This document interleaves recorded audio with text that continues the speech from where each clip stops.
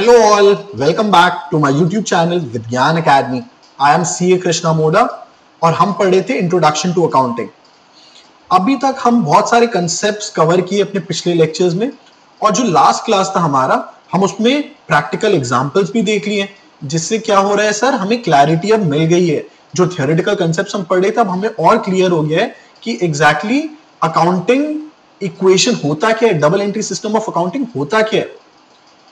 चलिए आज का जो लेक्चर है वो बड़ा ही इंटरेस्टिंग है, बिकॉज आज जो हम कंसेप्ट्स और कन्वेंशंस अकाउंटिंग के पढ़ने वाले हैं, those are what you can call pillars of accounting. पूरा का पूरा अकाउंटेंसी जो है वो अकाउंटिंग कंसेप्ट्स एंड कन्वेंशंस के ऊपर ही खड़ा हुआ है, वो अकाउंटेंसी के लिए बुनियाद है। और इसके अलावा हम क्या कवर करेंगे, we'll also touch upon the concept of accounting standards. Accounting standards अगर मैं आपको बोलूं तो ये अपने आप में बहुत ही ज्यादा इन डिटेल जो ये कंसेप्ट है, और इसमें एक एक अकाउंटिंग स्टैंडर्ड है। Many accounting standards published by ICAI which is institute of chartered accountants of India. जो बॉडी है इंडिया में जो अकाउंटिंग स्टैंडर्ड्स पब्लिश करती है, उन्होंने बहुत सारे अकाउंटिंग स्टैंडर्ड जो है पब्लिश कर रखे हैं for the benefit of accountants. लेकिन हम एक एक अकाउंटिंग स्टैंडर्ड को जो है हम अभी क्लास 11 में इसको डिटेल में कवर नहीं करते। हम इसको कब डिटेल में कवर करेंगे, जब हम क्लास 12 के बाद कोई professional course like CA, CMA, CS, जब ये सब हम परस्यू करते हैं सर, तब हम इसको एक एक अकाउंटिंग स्टैंडर्ड को एज इंडिविजुअल चैप्टर्स कवर करते हैं। क्लास 11 में क्या है, बस हमें समझना है कि अकाउंटिंग स्टैंडर्ड्स होता क्या है। तो चलिए शुरू करते हैं आज का लेक्चर। लाइक आई सेड, आज का जो लेक्चर है it's going to be very interesting, मजा आने वाला है, and at the same time these concepts are very very very very important. I hope आपको मेरे ये लेक्चर्स पसंद आ रहे हैं, एंड अगर आपको पसंद आ रहा है मेरे लेक्चर्स तो मेरी रिक्वेस्ट है आपसे, please like, share and subscribe. चलिए फिर शुरू करते हैं आज का लेक्चर। चलिए देखते हैं what are accounting concepts. Accounting concepts अगर मैं आपको एक लेमैन के टर्म में समझाऊं तो बेसिकली वो अकाउंटिंग के वो रूल्स एंड प्रिंसिपल्स होते हैं जिसको हम फॉलो करते हैं at the time of recording the transactions. वो हमें गाइड करता है कि हमें कोई भी ट्रांजैक्शन हम आइडेंटिफाई तो कर लिए, एक इवेंट ट्रांजैक्शन है, बट अब उसको बुक्स में रिकॉर्ड कैसे करना है, हमें इस पे कौन गाइड करता है, हमें गाइड करती है अकाउंटिंग कंसेप्ट्स। चलिए पढ़ते हैं exactly what is the meaning of accounting concept. Accounting concepts refer to the overall principles and rules. ये क्या है, ये है principles and rules that serve as the fundamental basis for recording business transactions and maintaining books of accounts. तो ये क्या होते हैं, these are principles and rules that serve as fundamental basis. मैं आपको बोल रहा था ना, अकाउंटिंग कंसेप्ट्स एंड कन्वेंशंस क्या है, these are the pillars of accountancy. इसी के ऊपर पूरा का पूरा अकाउंटेंसी जो है टिका हुआ है। And what are they used for recording business transactions and maintaining books of accounts. Clear है। अब कौन कौन से अकाउंटिंग कंसेप्ट्स होते हैं, let's look at them one by one. सबसे पहले बिजनेस एंटिटी कंसेप्ट। तो क्या है कि अकाउंटिंग कंसेप्ट्स जो होते हैं, अकाउंट्स में देयर आर सर्टेन रूल्स जिसको अकाउंटिंग कंसेप्ट्स हम कहते हैं, and there are a number of such accounting concepts. So we are covering each accounting concept in detail one by one. सबसे पहला क्या है, business entity concept. Business entity concept होता क्या है, आप इसको ऐसे समझो कि जो ओनर होता है उसका, वो जब बिजनेस स्टार्ट करता है, the owner and the business are two separate entities. ये दोनों अलग अलग होते हैं। चाहे प्रोप्राइटरशिप के केस में भी, जहां पे एक सिंगल ओनर है और वो अकेला ही कैपिटल लगा रहा है बिजनेस में, वो अपने जो है इन्वेस्टमेंट बिजनेस में लगा रहा है, बट स्टिल अकाउंटेंसी में बिजनेस अलग है, ओनर अलग है। इसका क्या मतलब होता है, इसका मतलब यह होता है कि अगर ओनर कुछ पैसे, कुछ रिसोर्सेज अगर अपने बिजनेस में लगा रहे for the purpose of doing business, he cannot use them for his personal benefit. Again इसका क्या मतलब हो रहा है? जैसे कि लेट्स टेक एन एग्जांपल, आज एक ओनर बिजनेस में काफी चीजें खरीद रहा है, वो लेट्स से काफी उसका एक ग्रोसरी का बिजनेस है, ठीक है, तो वो बहुत कुछ जैसे वेजिटेबल्स, जैसे कि फ्रूट्स वो बेच रहा है अपने बिजनेस में। अब ग्रोसरी एक ऐसा चीज है जो वो पर्सनली भी तो अपने घर पे कंज्यूम करता होगा, तो उसने बहुत सारा जो है फ्रूट्स खरीद लिया था अपने बिजनेस के लिए for the purpose of selling these fruits to customers. But वो क्या कर रहे हैं, वो देख रहे हैं कि पूरे हफ्ते में उसे जब जब फ्रूट चाहिए वो अपने बिजनेस से उसे निकाल के अपने घर पे भी लेके जा रहा है, so that he can consume those fruits in his personal capacity. But क्या ये सही है सर? इससे तो क्या हो रहा है, बिजनेस में फिर लॉस हो जाएगा। अगर जो ओनर है वो उसको बेचने के लिए कुछ चीजें खरीद रहा है, बट वो क्या कर रहा है, उसे जाके अपने घर पे कंज्यूम कर रहा है। तो अगर वो ऐसा करता है, it is important for him to show this as, हम क्या पढ़े थे कंसेप्ट, कुछ भी चीज अगर बिजनेस से ओनर अपने पर्सनल यूज के लिए निकालता है उसे हम क्या कहते हैं, ड्रॉइंग्स। उसे इसको फिर एज ड्रॉइंग्स दिखाना ही पड़ेगा। वो ऐसे ही बस रोज रोज फ्रूट्स वेजिटेबल्स अपने दुकान से वो उठा के ले जाके यूज नहीं कर सकता है, उसे उसको लेस करना पड़ेगा फिर अपने बिजनेस से। इससे क्या हो रहा है, उसका कैपिटल कम हो रहा है फिर। So this is what we know as business entity concept, कि बिजनेस जो है हमारा अलग होता है और ओनर का जो पर्सनल यूज है दैट इज सेपरेट। क्लियर है? चलिए देखते हैं इसके अंदर लिखा हुआ क्या है। Under the business entity concept, the business and its owners are considered distinct and separate. Business and its owners are considered distinct and separate entities. It means that the accounting books are kept separate from the personal books of the owners, and they are restricted to recording business transactions only, so that the reporting of financial performance and position of the business is not distorted. हम जब अपना profit and loss निकालेंगे, let's say साल के अंत में हम देखना चाहते हैं कि हमारा कितना प्रॉफिट हुआ था, कितना लॉस हुआ था, कितने एसेट्स हैं हमारे पास, कितने लायबिलिटीज हमारे पास, तो हम अपना पर्सनल जो चीज है जो अपने बिजनेस में नहीं यूज कर रहे उसको नहीं दिखा रहे हैं। हम खाली जो बिजनेस के पर्पस के लिए लगाए हैं बिजनेस में सामान, हम खाली उसी को दिखा रहे हैं, और उसी के जो लगाए हैं उससे जो प्रॉफिट जनरेट हो रहा है हम खाली वही प्रॉफिट दिखा रहे हैं। वापस से जो हम बिजनेस से लेके जा रहे हैं उसको हम लेस कर दे रहे हैं बिजनेस से। It is no longer part of the business. तो हमारे लिए ये दिखाना जरूरी है, इसमें हम यही कह रहे हैं। It is for this reason that any personal expense met by the owner using the business funds is treated as drawing and not an expense. ठीक है, आइए इसके बाद हम देखते हैं what is a going concern concept. Going concern concept होता क्या है? सो गोइंग कंसर्न कंसेप्ट में आप ऐसा समझिए, हम पहले लेक्चर में क्या बोल रहे थे, हम कोई भी बिजनेस अगर स्टार्ट करते हैं हम उसको एक फोर्सिएबल फ्यूचर, एक फ्यूचरिस्टिक पर्सपेक्टिव से शुरू करते हैं। कोई भी एक बिजनेस तो बस 1 महीने 2 महीने या 1 साल के लिए तो शुरू नहीं करेगा। It requires a huge investment, it requires a lot of time and effort. तो कोई भी एक बहुत ही ज्यादा शॉर्ट टर्म के लिए तो कोई बिजनेस शुरू नहीं करता है। वो यही सोच के शुरू करते हैं कि आज ये बिजनेस को मैं ग्रो करूंगा और एक्सपैंड करूंगा। तो गोइंग कंसर्न कंसेप्ट जो है यही कहता है, बेसिकली बिजनेस जब हम रन करते हैं हम उसको एक लॉन्ग टर्म पर्सपेक्टिव से रन करते हैं, हम एक फ्यूचरिस्टिक पर्सपेक्टिव से रन करते हैं। हम ये सोच के नहीं रन करते कि हम उसको 1 साल में बंद कर देंगे। इसी को हम गोइंग कंसर्न कंसेप्ट कहते हैं। चलिए देखते हैं इसमें लिखा क्या है। Going concern concept assumes that the business will be carried on an ongoing basis. Ongoing basis में बिजनेस जो है हम कैरी आउट करेंगे।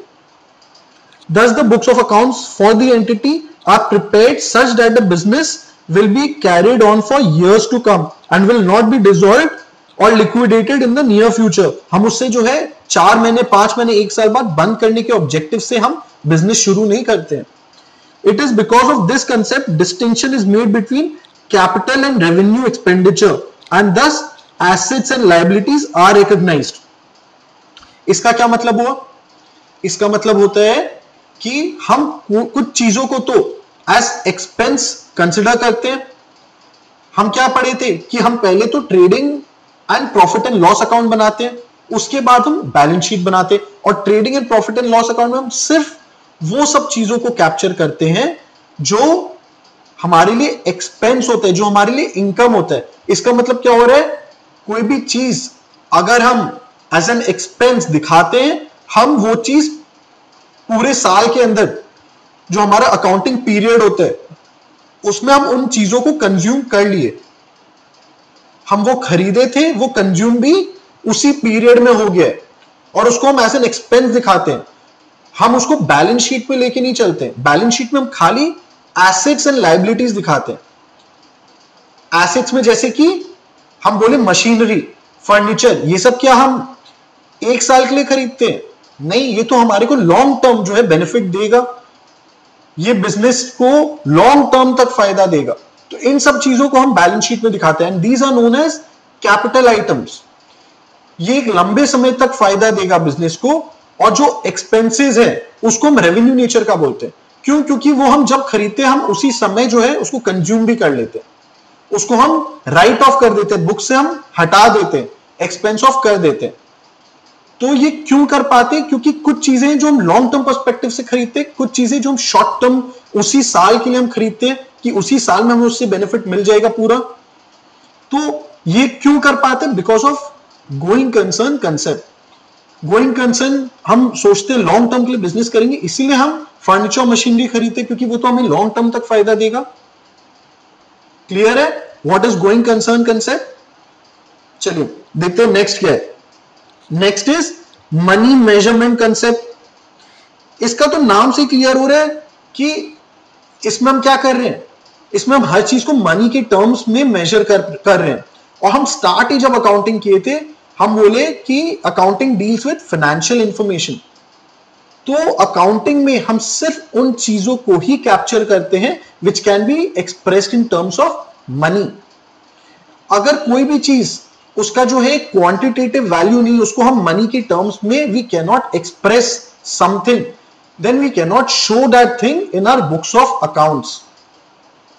इसका मतलब यह भी हो रहा है, जो मेरा एक फेवरेट एग्जांपल है, मैं बार बार बोलता हूं कि कुछ क्वालिटेटिव एस्पेक्ट्स होते हैं एम्प्लॉयज के. एक एम्प्लॉय में बहुत सारे जो है क्वालिटीज भी होते हैं, पर हम बिजनेस में सिर्फ सैलरी ही दिखा पाते हैं जो हम एम्प्लॉय को पे कर रहे हैं. We never show the qualitative aspects of an employee. Maybe an employee works harder than his और her counterpart, then his और हर कलीग. इसका मतलब one employee might be more productive than the other employee. लेकिन हम books में क्या है, इस चीज को दिखा नहीं सकते. अनफॉर्चुनेटली हो सकता है कि एक एम्प्लॉय का ओवरऑल वैल्यू ज्यादा है, ऑल्दो हम दो एम्प्लॉयज को पैसे तो सेम पे करें, बट एक एम्प्लॉय हमें जो है ज्यादा काम करके दे रहे, that employee is more productive. But हम बुक्स में तो सैलरी ही दिखा रहे जो हम दोनों एम्प्लॉयज को इक्वल पे करें. So this is also a limitation for us. हम पढ़े थे अकाउंटिंग के एक लिमिटेशन भी है, monetary concept, and this is being covered as one of the most important concepts. So क्या बोल रहे हैं हम यहां पे? As per the money measurement concept, all transactions recorded by a business should only be in terms of money. Any other transfers or transactions which do not involve any money transfer are not recorded in the books of accounts. This concept also requires that a business is required to put a monetary value to its intangible assets, such as brand name, such as intellectual property, in order to show them in the balance sheet. हम ये भी पढ़े थे कि हमारे पास कुछ asset जो है वो इनटेंजिबल नेचर की भी होते हैं, जिसे हम देख नहीं सकते, जिसे हम फील नहीं कर सकते, पर if it qualifies under the definition of an asset, हमें उनको भी बुक्स में दिखाना ही है. If it is an economic resource which will provide future benefit to the business and is owned by the business, तो that qualifies as an asset for us. हम examples में क्या देखे थे, गुडविल, पेटेंट्स, ये सब क्या हो रहा है हमारे लिए इनटेंजिबल एसेट है। बट अगर ये मॉनेटरी टर्म्स में हम इसको मेजर कर पा रहे हैं तो we will definitely show them in our books of accounts. Clear है? अच्छा, इसमें देखो हम लिमिटेशंस के बारे में बात कर रहे थे। There are couple of limitations. Firstly, money is not a stable unit of value. Transactions recorded at different times represent different real values depending on the economic condition. इसका मतलब क्या हो रहा है, यहां पे हम किस चीज के बारे में बात कर रहे हैं, यहां पे हम बात कर रहे हैं इन्फ्लेशन के बारे में। हम बोले थे कि one of the key characteristics of accounting is historical concept, कि हम everything, we record everything at their historical price. तो आज जो चीज हमें 5 रुपए में मिल रहा है, हो सकता है कि वो अगले साल उतना में नहीं मिले, हो सकता है उसकी प्राइसेस बढ़ गए हो, बट क्योंकि हम 5 रुपए में कोई सामान को हमने खरीदा था, उसको हम बुक्स में 5 रुपए पे ही रिकॉर्ड कर पा रहे। अगले साल अगर हम वही चीज खरीदने जाएंगे तो हमें ज्यादा देना पड़ेगा, but we can not increase the price of this asset that we have now shown in the books of accounts at a certain price.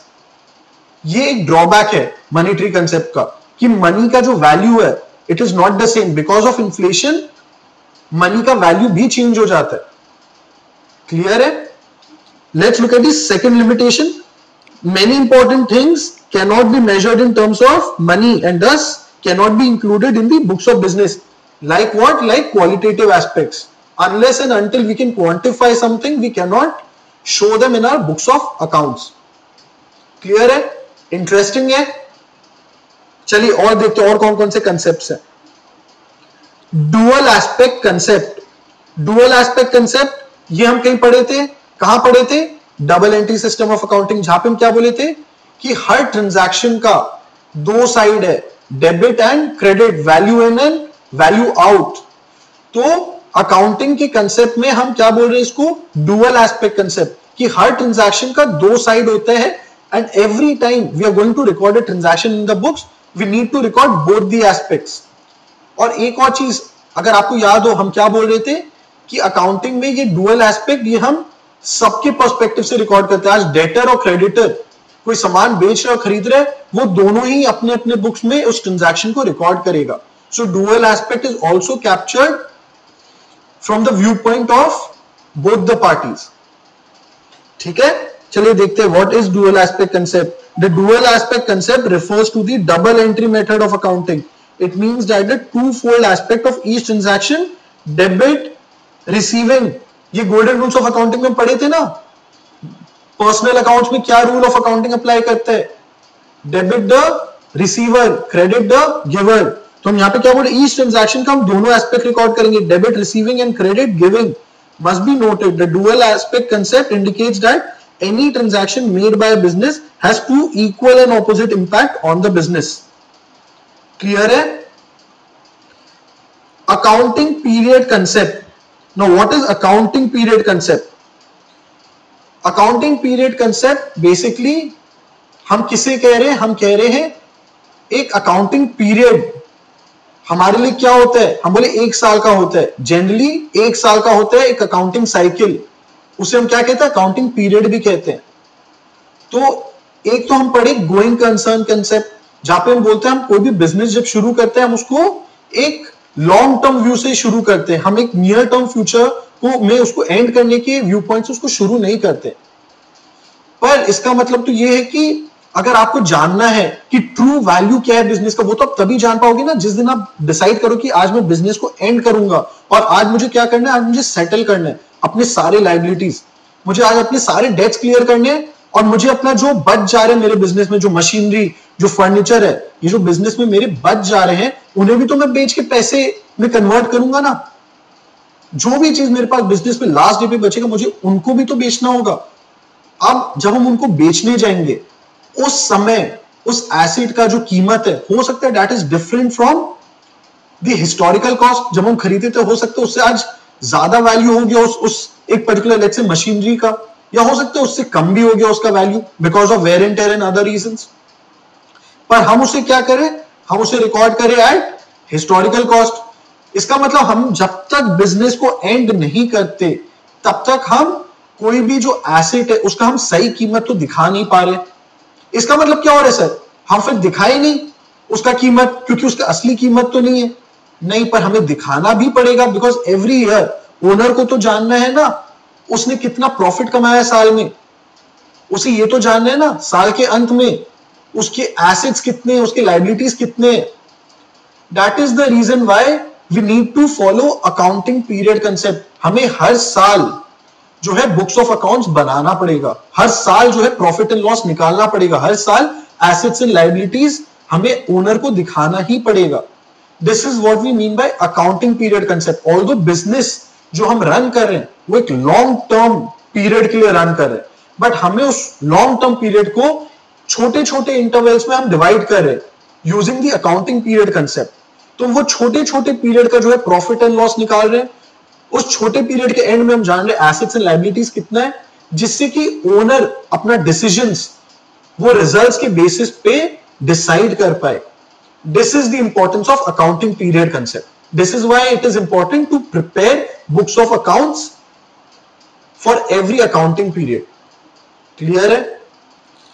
The accounting period states that although the business is assumed to continue for an indefinite period of time, ये हम कहां सीखे? ये हम सीखे going concern concept से। The financial performance and position of the business should be measured at regular intervals.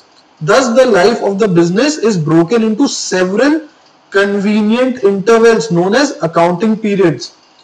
तो may be हम एक बिजनेस जो रन किए हम उसको 25-30 साल तक रन किए, और वो 25-30 साल को हम एक एक साल के इंटरवल्स में डिवाइड कर दिए। तो एवरी ईयर हमें प्रॉफिट एंड लॉस निकालना होगा, हर एक ईयर के एंड में हमें एसेट्स एंड लायबिलिटीज ओनर के लिए उसका वैल्यू जो है निकालना पड़ेगा। क्लियर है? समझ में आ गया what is accounting period concept? चलिए देखते हैं next, revenue realisation concept. Revenue realisation concept बच्चों ये क्या होता है? बेसिकली इससे हम ये जानते हैं कि हम रेवेन्यू को बुक्स में तब ही दिखा सकते हैं जब वो रेवेन्यू बिजनेस अर्न कर चुका हो। इससे एक एग्जांपल लेते हैं। हम पिछले क्लास में जब प्रॉब्लम सॉल्व कर रहे थे हम देखिए हम कुछ कुछ ट्रांजैक्शंस को रिकॉर्ड नहीं कर रहे थे, कुछ कुछ इवेंट्स को हम ट्रांजैक्शंस के तौर पे क्वालिफाई नहीं कर रहे थे, जैसे कि received an order from a customer. एक कस्टमर हमें बोल रहा था कि मुझे आप 10 पेंसिल बॉक्स दे दो। हमारा स्टेशनरी का दुकान था और हमें एक ऑर्डर मिला था 10 पेंसिल बॉक्स का, पर हम बोले as soon as we get an order हम उसे बुक्स में रिकॉर्ड नहीं करते, जब तक कि हम क्या नहीं कर रहे थे, हम जब तक वो बॉक्सेस को भेज नहीं दे रहे थे कस्टमर के पास।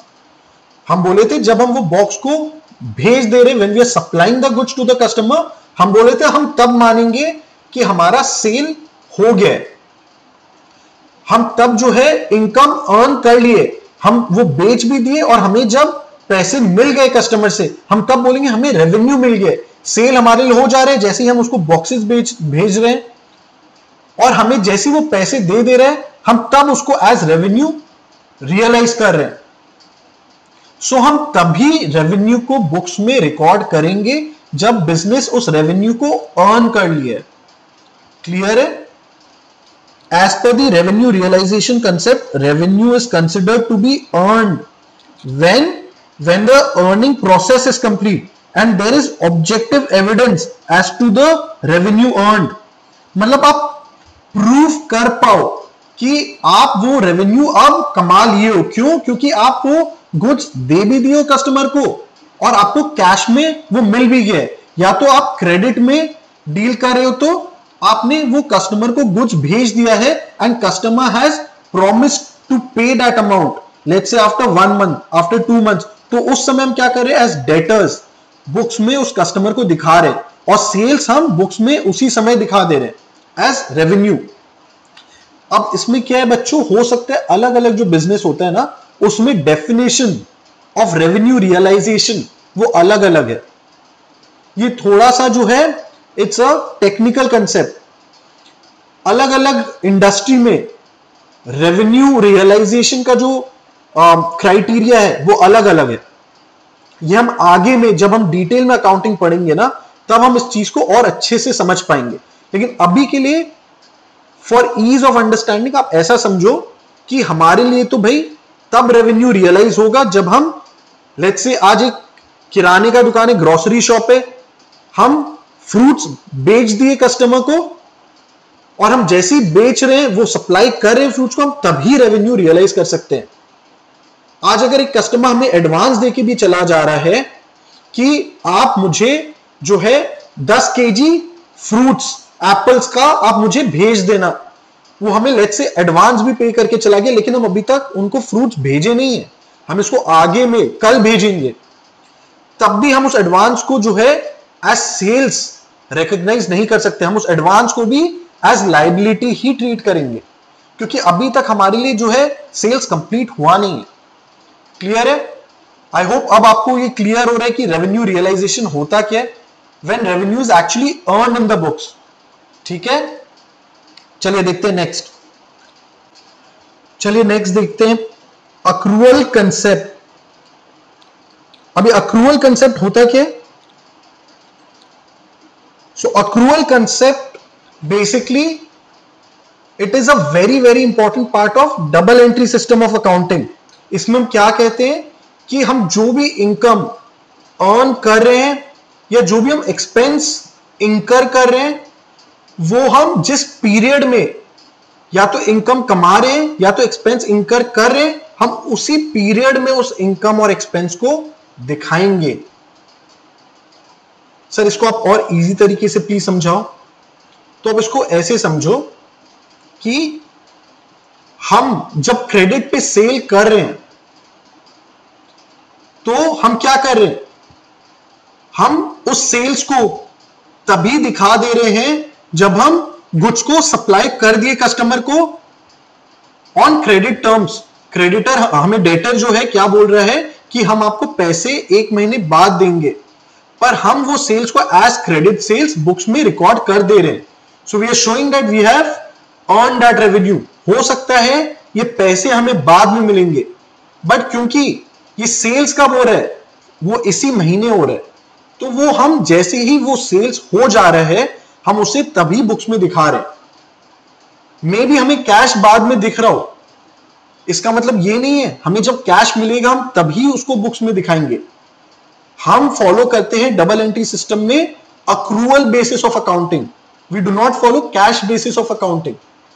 कैश बेसिस ऑफ अकाउंटिंग में क्या होता है, हमारे पास जब पैसे आएंगे हम उसको तभी दिखाएंगे, but we follow accrual basis of accounting.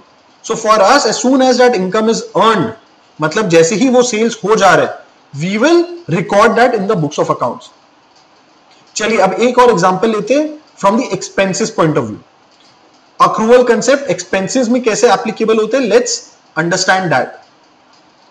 तो आप ऐसे समझो कि हम रेंट जो है पे कर रहे हैं for a year in advance, और हम किराए पे एक जगह लिए let's in the month of October. अब हम वो अक्टूबर को जब उसे 12 महीने का रेंट लेट्स से एडवांस में पे कर दे रहे, हमें हमारा जो लैंडलॉर्ड है वो उसने कहा कि आप मुझे एडवांस में रेंट दो 1 साल का, मैं आपको तभी जगह दूंगा।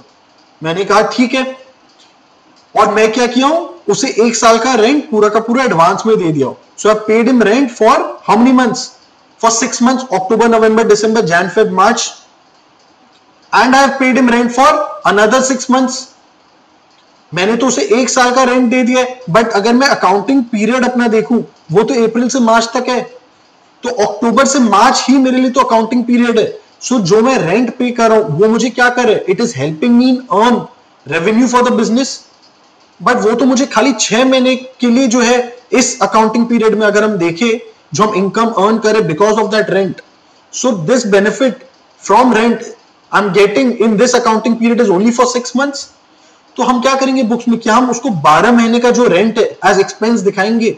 नहीं, हम उसे दिखाएंगे ओनली फॉर 6 months। हम जो 6 मंथ्स अकाउंटिंग पीरियड में अक्टूबर टू मार्च हम पे किए हैं, हम खाली उतना ही एक्सपेंस अपने बुक्स में दिखाएंगे। बाकी जो 6 महीने का मैं रेंट इन एडवांस दिया हूं वो मेरे लिए क्या होगा, that will become an asset, it will not be an expense for me. क्योंकि हम एक एडवांस पे करके रखे, हम उसको एज एन एसेट दिखाएंगे। एक्सपेंस मेरे लिए उतना ही होगा जितना इस साल में मुझे उस एक्सपेंस से इनकम का बेनिफिट मिला है। Only to that extent I am going to show that expense in my books of accounts. ये हमें कौन बोल रहा है ऐसा करने? हमें बोल रहा है accrual concept. The accrual concept allows for the income and expenses to be reported in the same accounting period that it was earned or incurred in, and not in the accounting period in which the income was received or the expenses were paid. This is known as accrual concept. ठीक है, चलिए next, matching concept. अब matching concept और accrual concept क्या है? They are interlinked. ये दोनों concept जो है एक दूसरे से जुड़े हुए ही हैं। मैचिंग कंसेप्ट क्या होता है? मैचिंग कंसेप्ट हमें ये कहता है कि हम खाली उन सब इनकम को दिखाएंगे जो इनकम हम अर्न किए हैं आज एक्सपेंस इंकर करके।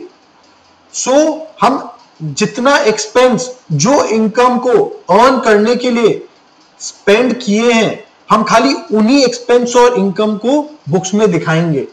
We will not show any of such expenses जिसके कारण जो है इनकम हम उस अकाउंटिंग पीरियड में नहीं कमाए हैं, जिस अकाउंटिंग पीरियड में हम वो एक्सपेंस पे किए हैं।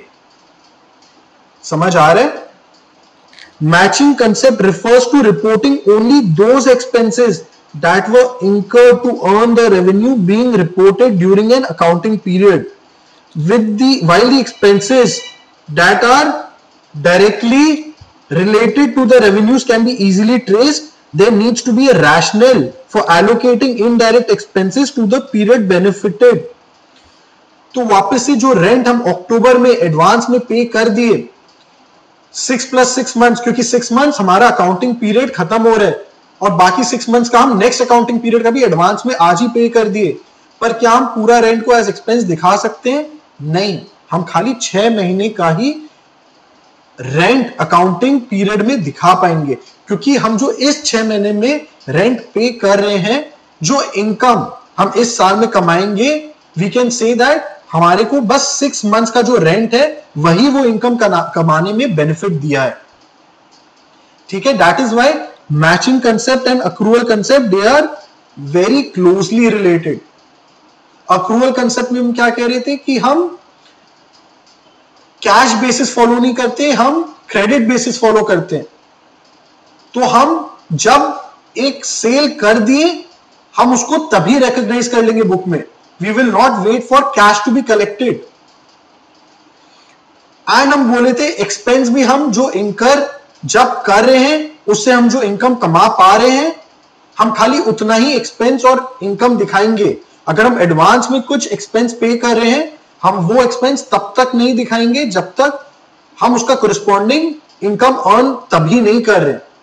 और यही हमें मैचिंग कंसेप्ट भी कहता है कि हम इनकम और एक्सपेंस को मैच करके दिखाएंगे बुक्स में।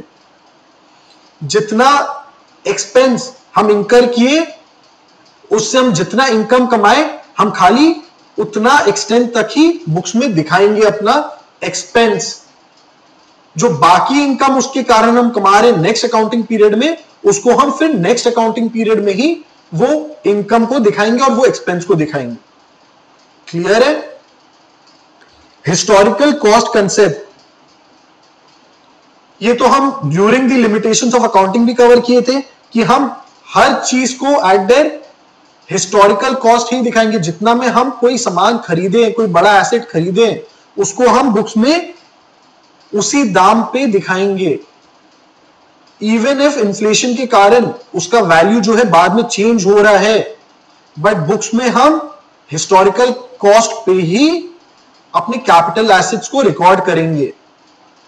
ठीक है, This concept allows for the value of an asset to be noted in the balance sheet at the price at which it was acquired or cost price as opposed to the market value of that asset. जो cost पे हम खरीदे थे एक asset को, हम उसी cost पे उसको बैलेंस शीट में दिखाएंगे. This provides objectivity to the business. The market value of the assets can be relative. इसका मतलब हम क्या कर रहे हैं, हमारे पास जो कॉन्क्रीट एविडेंस है कि हम इतना पे ही खरीदे थे एक मशीनरी, हम उसको उसी दाम पे दिखा रहे हैं, तो क्लियर हो जा रहा है. अगर हम उसको उसके करंट वैल्यू पे रिकॉर्ड करेंगे, करंट मार्केट प्राइस पे रिकॉर्ड करेंगे, तो क्या हो रहा है, it becomes a subjective thing. क्यों? क्योंकि आज मेरे हिसाब से एक मशीनरी का दाम हो सकता है बढ़ गया हो, और हो सकता है कोई और बोले कि नहीं इसका तो ये दाम नहीं है. So there will always be a relative problem कि आज वो बोल रहा है इतना है, मैं बोल रहा हूं इतना है, तो there will be some relativity element involve. लेकिन अगर मैं जितना पे खरीदा हूं वो तो चलो एक उसका एविडेंस है, मेरे पास एक वाउचर है कि मैं उतना पे ही खरीदा, that can not be subjective. That is why we are saying this provides objectivity to the business. Although it's a limitation, but it also has an advantage, which is it provides objectivity to the business. ठीक है?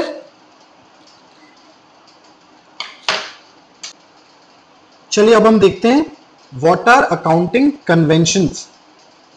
Accounting conventions are the customs or practices that are widely accepted by the accounting bodies and are adopted by the firm to work as a guide in the preparation of final accounts.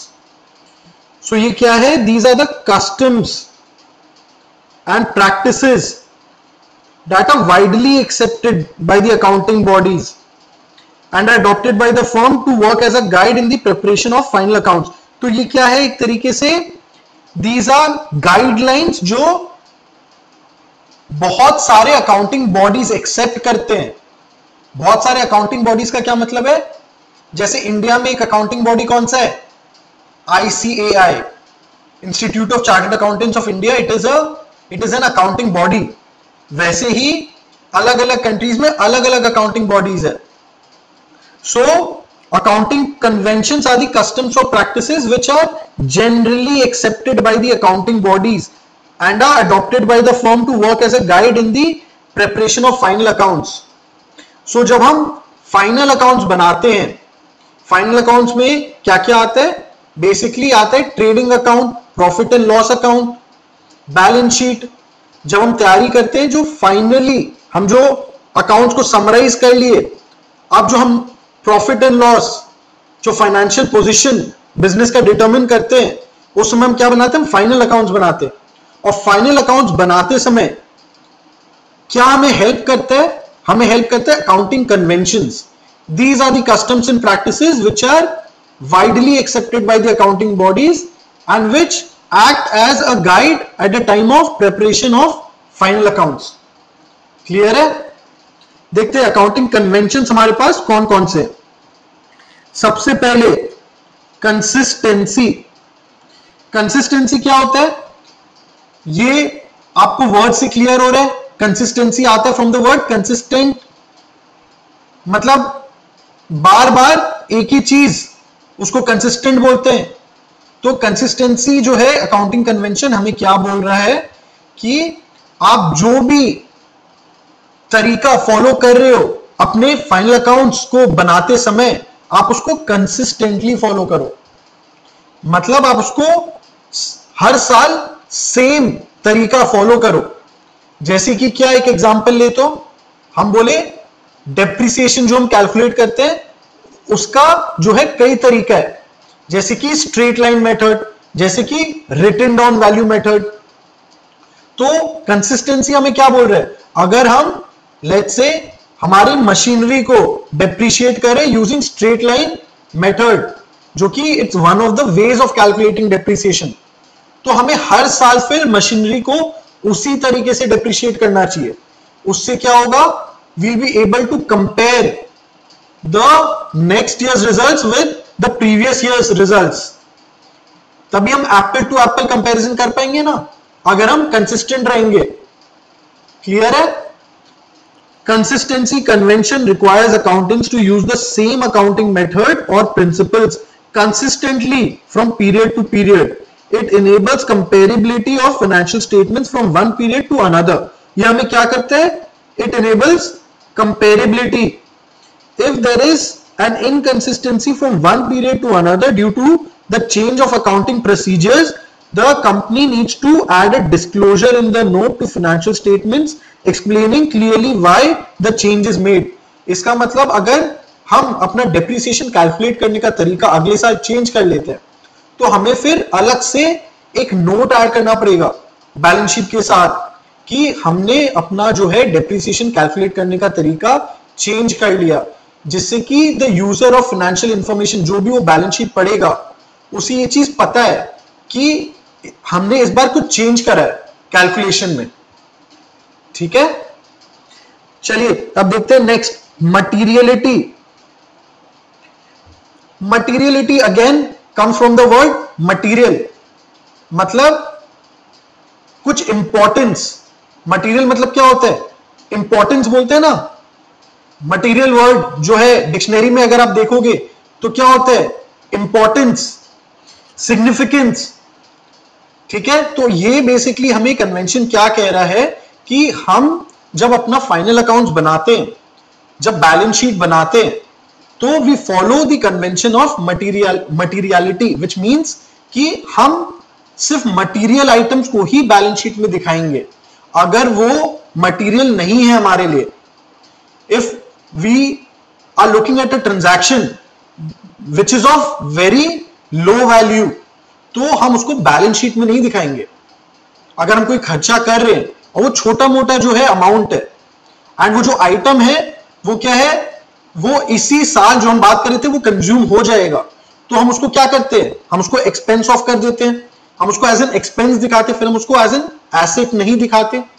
तो materiality यही बोल रहा है कि हम सिर्फ जो है material items, items of importance, items of significance, हम खाली वही आइटम्स को बैलेंस शीट में लेकर चलेंगे. क्योंकि अगर हम हर छोटी छोटी चीज, जैसे कि हम, अगर आप सोचो कि आज बिजनेस में आप एक न्यूज़पेपर भी खरीद रहे हो रोज बिजनेस पर्पस के लिए, तो वो क्या न्यूज़पेपर कितने का आता होगा? 2 रुपए 3 रुपए का. अब हम 2-3 रुपए की चीज को तो आप बैलेंस शीट में नहीं जोड़ते चले जाओगे, वो तो हमारे लिए एक तरीके से खर्चा ही है ना, छोटा मोटा चीज है वो तो उसको हम प्रॉफिट एंड लॉस में ही एक्सपेंस ऑफ कर देंगे. तो हम कोई भी आइटम को बैलेंस शीट में ले जाने से पहले ये देखेंगे दो चीजें. एक तो क्या it is of significant value, एक तो थ्रेशोल्ड हमें बनाना पड़ेगा ना कि अगर ये जो भी चीज हम खरीद रहे हैं, लेट्स से वो 5,000 रुपए से ज्यादा का है, तब तो हम उसको बैलेंस शीट में दिखाएं. वरना अगर वो छोटी सी चीज है तो हम उसको एक्सपेंस ऑफ ही कर दे. दूसरा कि वो क्या हमें लॉन्ग टर्म तक बेनिफिट दे रहा है, तब तो हम उसको बैलेंस शीट में दिखाएं. वरना वापस से अगर वो एक शॉर्ट टर्म पीरियड के लिए ही बेनिफिट दे रहा है, we should expense it off. ठीक है, so materiality refers to the concept of relevance, that is significance or importance of an item. It is a relative concept and generally an item is considered material if it can influence the economic decision making of the users of financial statements. अगर वो एक ऐसा item है which impacts the decision making of the user of financial statement, तब तो हम उसको दिखाएंगे जो है बैलेंस शीट में, वरना हम उसको नहीं दिखाएंगे. Materiality is usually determined by the value of an item in the financial statement. The accounting convention regards materiality recognizes that not all information is of equal importance and financial statement should focus on presenting material information that could influence the decision of users. ठीक है, now conservatism. अभी conservatism क्या होता है? सो conservatism को आप ऐसे सोचो जैसे we as accountants need to be very prudent. Prudent का मतलब क्या है कि हमें बहुत देख के चलना होता है. तो अकाउंटिंग में हम क्या करते हैं, हम सारे लॉसेस, सारे एक्सपेंसेस हमें जैसे ही पता चलता है हम उसे अपने अकाउंटिंग बुक्स में रिकॉर्ड कर लेते हैं, but that is not the case with income. Income के केस में हम क्या करते हैं, only when we have evidence कि हम वो इनकम को कमा लिए हैं, जब वो हमें पूरी तरीके से पता चल जाता है that we have earned an income, हम सिर्फ और सिर्फ तब उस इनकम को बुक्स में दिखाएंगे। बट एक्सपेंस के केस में क्या है, हमें जैसे ही पता लगता है कि there is a loss, there is an expense जो हम इनकर कर दिए हैं, हम उसको वैसे ही बुक्स में रिकॉर्ड कर लेते हैं। अगर हम इसका एक एग्जांपल ले तो हम इसको ऐसे सोचो, आप जो स्टॉक, जो गुड्स है हमारे, हम जब परचेज करते हैं, हम उसको परचेज करते समय एक कॉस्ट पे परचेज करें, कुछ अमाउंट पे करके परचेज करें, उसको क्या कहते हैं हम, कॉस्ट। लेकिन जो हमारा गुड्स है जिसको हम बोलते हैं स्टॉक इन ट्रेड, इसके लिए क्या है, हमें हमारा जो प्रिंसिपल है अकाउंटिंग का वो बोलता है कि हमें स्टॉक को दिखाना पड़ेगा एट कॉस्ट प्राइस और net realisable value whichever is lower. ये कौन कहता है हमें, ये अकाउंटिंग स्टैंडर्ड हमें कहता है। जब हम अकाउंटिंग स्टैंडर्ड्स पढ़ेंगे और आगे में जब हम चैप्टर्स में अकाउंटिंग स्टैंडर्ड अप्लाई करेंगे, तब हम ये रूल देखेंगे क्या कि stock is always shown in the books at cost price और net realisable value whichever is lower. इसका क्या मतलब हुआ कि हम या तो जो प्राइस पे जो हम स्टॉक खरीदे हम उसको उस वैल्यू पे दिखाएंगे, और ऐसा हो सकता है कि आज हम कुछ स्टॉक खरीदे और उसमें क्या हुआ कि एज टाइम पासेस बाय अचानक से गवर्नमेंट ने लेट्स से कुछ बैन इंपोज कर दिया हमारे स्टॉक पे, हमारे गुड्स, जो हम गुड्स पे डील करते हैं उस पे गवर्नमेंट ने कोई कारण से जो है बैन इंपोज कर दिया या कुछ रिस्ट्रिक्शंस इंपोज कर दिया, तो क्या होगा, वो स्टॉक का तो वैल्यू गिर जाएगा। हम जब उसको बेचेंगे कस्टमर्स को, हमारे पास कस्टमर्स कम होंगे, सब अब कोई उसे खरीदना नहीं चाहेगा, तो उसका वैल्यू जो है गिर जाएगा। तो अब हम उसकी किस वैल्यू पे दिखाएंगे, वील शो इट एट या तो जिस प्राइस पे हम खरीदे थे, या तो अब जो उसका मार्केट वैल्यू जो है गिर के कम हो गया उस पे। बट हाँ, अब ये जो रूल है हम खाली स्टॉक के केस पे अप्लाई कर रहे हैं, हम इसको बाकी एसेट्स को तो हम क्या है हिस्टोरिकल कॉस्ट पे ही जो है रिकॉर्ड कर रहे हैं। But stock is an exception, क्यों, क्योंकि अकाउंटिंग स्टैंडर्ड जो है इसके लिए एक स्पेसिफिक अकाउंटिंग स्टैंडर्ड है हमारे इन्वेंट्री पे, वो हमें कह रहा है कि आपको स्टॉक ये दो के लोअर पे ही रिकॉर्ड करना है। सो कंजर्वेटिज्म यहां पे अप्लाई हो रहा है कि जो भी कम वैल्यू है हम कम पे दिखाएंगे, मतलब हमारे लिए एक तरीके से लॉस हो गया वो, और हम उसको फिर कम पे दिखाएंगे, पर अगर इसका वैल्यू बढ़ जाता तो हम उसको दिखाते नहीं। So this is where we are not recording income till the time it is earn, पर लॉस जहां पे हमें पता चल रहा है कि इसका वैल्यू गिर गया, इन्वेंट्री के केस पे हम उसको एट अ लोअर प्राइस दिखा रहे हैं। क्लियर है? Conservatism refers to being prudential. मैं क्या बोला, अकाउंटेंट्स को प्रूडेंस फॉलो करना पड़ता है when dealing with uncertainty and estimate. It is an approach that involves deferment of gains until the earning process is completed, but to recognize losses as soon as they become known. In the conservatism approach, net income and assets should never be overestimated. हम ज्यादा पे नहीं दिखाएंगे, and provisioning for losses and liabilities should always be made. वापस से एक जो हम प्रोविजन का कंसेप्ट हम देखें पहले, वो क्या था, प्रोविजन फॉर डाउटफुल डेट्स। हम अगर हमें लगता है कोई डेटर हमें पे नहीं कर पाएगा जो है अमाउंट जितने का उसने सामान खरीदा, बिकॉज हमें पता चलता है कि he is not doing well in his business, तो जैसे ही हमें ये बात का पता लगता है हम एक प्रोविजन क्रिएट कर देते हैं कि हमें ऐसा लग रहा है कि ये रेवेन्यू हम रिकवर नहीं कर पाएंगे, तो प्रोविजन हमें जैसे ही पता लगता है हम तभी बना लेते हैं एज अ लॉस। बट अगर हमें इनकम जो है एंटिसिपेट होता है कि हम कुछ फायदा कमाने वाले हैं, हम उसको बुक्स में तब तक नहीं दिखाएंगे जब तक कि हम वो इनकम एक्चुअल में कमा ले। क्लियर है? चलिए नेक्स्ट देखते हैं, ऑब्जेक्टिविटी। इसका मतलब क्या है, हम पढ़े इससे पहले हिस्टोरिकल कॉस्ट में ये कंसेप्ट पढ़े थे कि वो क्या होता है, इट प्रोवाइड्स ऑब्जेक्टिविटी। इसका मतलब कि दो अकाउंटेंट्स कोई एक डेटा को अगर एनालाइज करे तो वो सेम रिजल्ट्स पे ही कंक्लूजन ड्रॉ कर पाएंगे, उसमें कोई रिलेटिव चीज, रिलेटिव एलिमेंट इन्वॉल्व नहीं है। तो हमें ये अकाउंटिंग कन्वेंशन क्या बोल रहा है, ये हमें यही बोला कि अकाउंटेंट्स को हमेशा ऑब्जेक्टिव रहना पड़ता है, they can not be subjective. कोई भी उसमें जो है सब्जेक्टिव एलिमेंट का स्कोप अकाउंटेंट्स को नहीं देना चाहिए। When they are dealing with data, they should try to be objective as possible. It requires the accountant in preparation of financial statement to use the data that is most objective and reliable.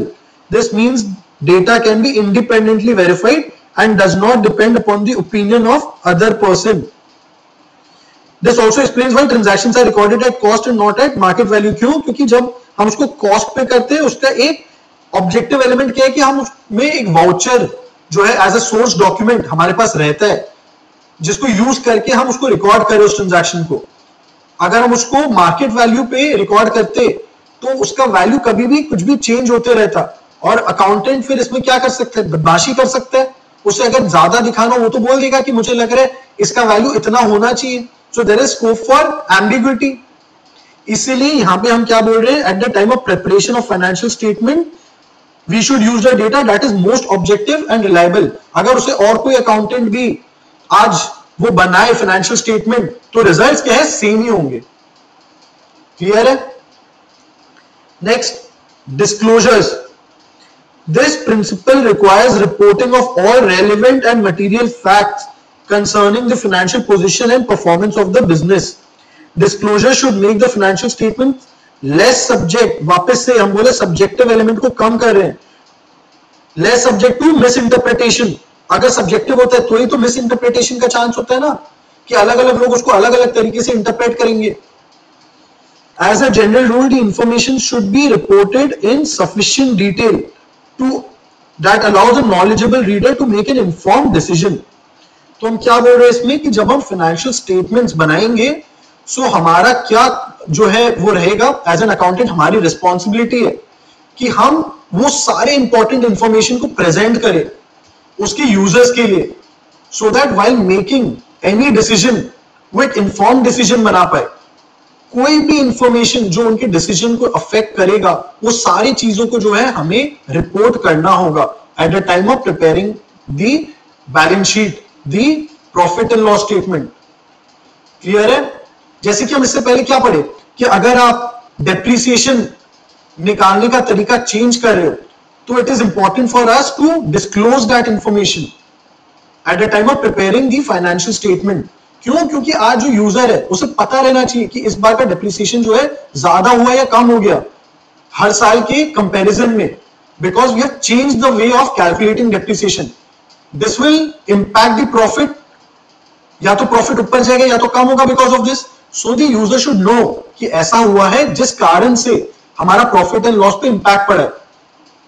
तो ऐसे कुछ भी information अगर है which will impact the decision of the user of financial statement, we need to show that information as part of the financial statement, and this is known as disclosure. ठीक है? तो हमारे पास जो है कन्वेंशंस ये 5 है। अब आप एक चीज देखोगे, हो सकता है कि कुछ बुक्स में जो हम कन्वेंशन के अंदर बच्चों पढ़े हैं वो उनको अकाउंटिंग कंसेप्ट के अंदर दिखा रहे हो, और हो सकता है जो हम मे बी कंसेप्ट के अंदर पढ़े वो कन्वेंशन के अंदर दिखा रहे हो, because these two are very closely linked. इसमें बहुत डिफिकल्ट है आपको क्लियर कट बताना कि ये अकाउंटिंग कंसेप्ट है और ये अकाउंटिंग कन्वेंशन है।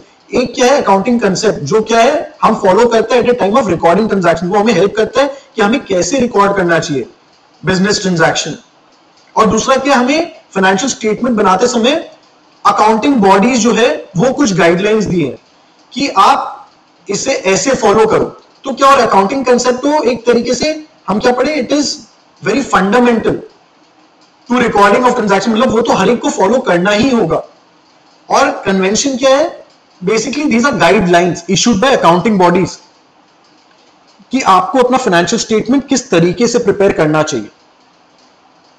तो इसमें बहुत थिन लाइन ऑफ डिफरेंस है। इसलिए कई बुक्स में आप देखोगे ये दो चीजें जो है थोड़ा मिक्स हुआ हुआ, बट इससे आप जो है आप घबराइए मत, बिकॉज हमारे एग्जाम में ऐसे जनरली नहीं पूछा जाएगा कि mention 5 accounting concepts, mention 5 accounting conventions.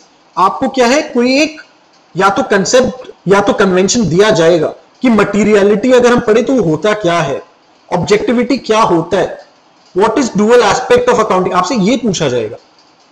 ठीक है, तो हमारी अंडरस्टैंडिंग ये होनी चाहिए। और बाकी मैं आपको जो दिखा रहा हूं, जैसे इसको मैं ग्रुप किया हूं, आप वैसे पढ़ लीजिए, आप इसको वैसे समझ लीजिए कि अकाउंटिंग कंसेप्ट्स हमारे इतने हैं और अकाउंटिंग कन्वेंशंस ये सब है। ठीक है, दैट इज ऑल्सो राइट। चलिए हम देखते हैं कि theoretically what is the difference between accounting concepts and accounting convention. Accounting concept is defined as the set of basic assumption and rules which the accountant follows while recording business transaction and preparing final accounts. So these are set of basic rules. ये तो सबको ही follow करना पड़ेगा at the time of recording a transaction and जब वो final accounts बनाते हैं तब। So accounting convention फिर क्या है? Accounting convention are the procedures and principles that are generally accepted by the accounting bodies and adopted by the firm for guidance at the time of preparing financial statement.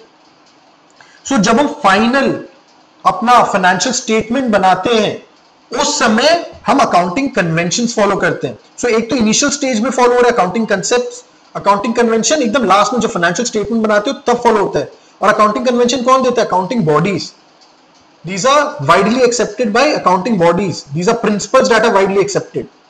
ठीक है, next accounting concepts क्या है? Theoretical notion है that is applied while preparing financial final accounts.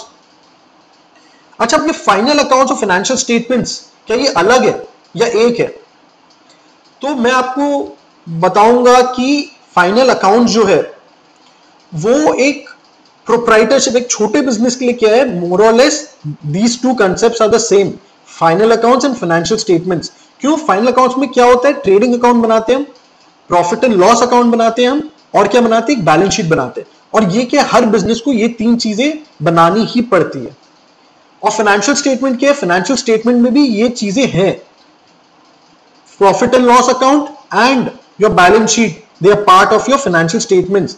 लेकिन financial statements में हम क्या कुछ और चीजें भी बनाते हैं, जैसे क्या, जैसे कि कैश फ्लो स्टेटमेंट, जैसे क्या, changes in statement of equity. पर ये सब क्या है, ये सब बड़े बिजनेसेस जैसे कंपनीज में क्या है, क्योंकि बहुत ज्यादा ट्रांजैक्शंस इन्वॉल्व है, ये काफी बड़े स्केल पे ऑपरेट करती है, इसलिए इनको और भी एडिशनल रिपोर्ट्स बनाने पड़ते हैं। और फाइनेंशियल स्टेटमेंट क्या है, ये सारे रिपोर्ट्स को इकट्ठा फाइनेंशियल स्टेटमेंट्स बोलते हैं। और final accounts for a company will again involve preparation of profit and loss account and balance sheet. और financial statements proprietor के लिए तो यही financial statements भी हो जाता है। बट कंपनीज के केस में जो फाइनल अकाउंट्स है, इसके अलावा कुछ और स्टेटमेंट्स भी बनते हैं, और ये सब चीज को मिला के फाइनेंशियल स्टेटमेंट्स बोला जाता है। क्लियर है? सो अकाउंटिंग कंसेप्ट क्या है, थियोरेटिकल नोशन है।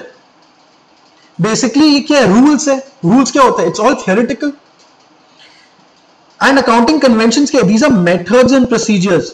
ये एक्चुअल में प्रोसीजर है which are followed to give a true and fair view of the financial statement. ये एक तरीका है, प्रोसीजर है जो आप फॉलो कर रहे हो, जैसे आप बना रहे हो उस तरीके को अकाउंटिंग कन्वेंशन कहते हैं, जिससे क्या होता है, we get a true and fair view, एक सही पिक्चर जो है हमारा फाइनेंशियल स्टेटमेंट हमें दे। Accounting concept is said by the accounting bodies and are universally the same. ये क्या है, they are universally the same.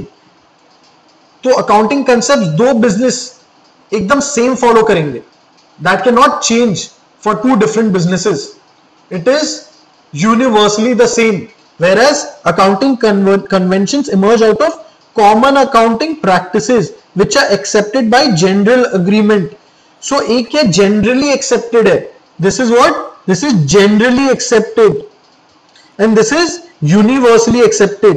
हो सकता है conventions में दो businesses अलग अलग तरीके से कुछ follow करें, because it might involve some subjectivity, but concept क्या है, will always remain the same for two businesses.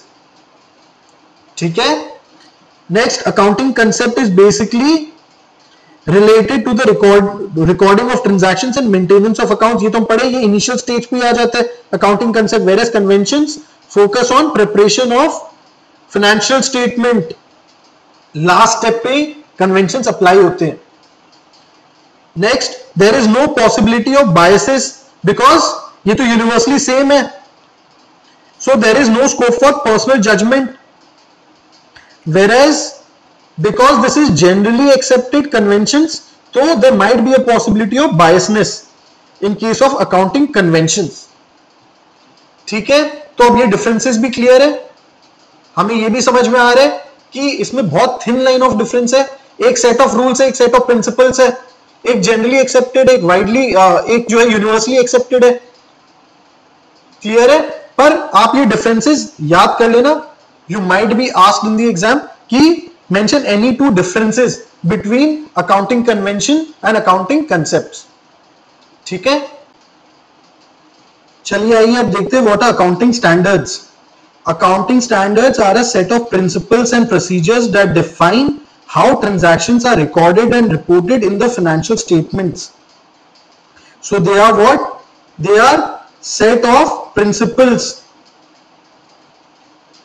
And they are what? Set of procedures that define how transactions are recorded and reported in the financial statements. So वापस से आप देख रहे हो how this is closely linked to both accounting concepts and accounting conventions. क्योंकि concepts में हम क्या पढ़े? They are set of rules, they are set of principles. तो वो क्या है? Theoretical हो रहे हैं. एंड यहां पे हम क्या बोल रहे हैं? Accounting standards are set of principles and what they are set of procedures. और हम क्या पढ़े? Accounting conventions are set of procedures. वापस से they define how transactions are recorded and reported in financial statement. तो ये दो चीज हम ये कंसेप्ट्स और कन्वेंशंस में भी पढ़े. So all these three topics they are very closely connected. ये सब जो है अकाउंटेंसी और अकाउंटिंग में जैसे हम डिफरेंस देख रहे थे कि accountancy is the theoretical part. वो क्या है? वो रूल्स, प्रिंसिपल्स, प्रोसीजर्स डिफाइन करता है आपको अकाउंटिंग करनी कैसे है. सो ये सब जो रूल्स, प्रोसीजर्स, ये ऑब्वियसली क्या है? बहुत क्लोजली लिंक्ड है. और अकाउंटिंग स्टैंडर्ड क्या है? They are set of procedures and principles that define how transactions are recorded and reported in the financial statement. They help to ensure consistency, accuracy and comparability of financial statements across different entities. इसका मतलब है accounting standards आपको help करता है एक sort of uniform financial statements बनाने में help करता है, सो दैट आपका जो फाइनेंशियल स्टेटमेंट है और जो आपका एक पीयर है, रिलेटेड बिजनेस है उसी इंडस्ट्री में, उसके फाइनेंशियल स्टेटमेंट में और आपके फाइनेंशियल स्टेटमेंट में जो है बहुत ज्यादा डिफरेंस ना हो, जिससे कि रिजल्ट्स कोई भी कंपेयर कर पाए ये दो बिजनेसेस के बीच में. और ये तभी पॉसिबल होगा जब आपका तरीका और उनका तरीका सेम है बनाने का financial statement. So it helps in accuracy, it helps in comparability. Clear है. अब एडवांटेजेस क्या है अकाउंटिंग स्टैंडर्ड्स का? It facilitates uniformity and objectivity.